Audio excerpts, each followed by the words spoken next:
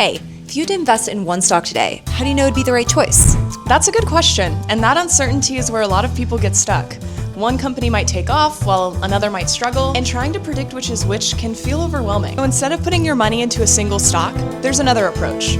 Index funds. The word index is basically a list of investments used to track how a specific part or sector of the market performs. A fund is an investment that pulls your money together with other investors' money. So instead of just buying one stock, you're buying a mix of investments. Now, an index fund combines these two ideas. But if you want to track a wider portion of the market, you can take it a step further and invest in a broad market index fund. For example, a broad market index fund that tracks the S&P 500 gives you exposure to around 500 of the largest US companies in a single investment.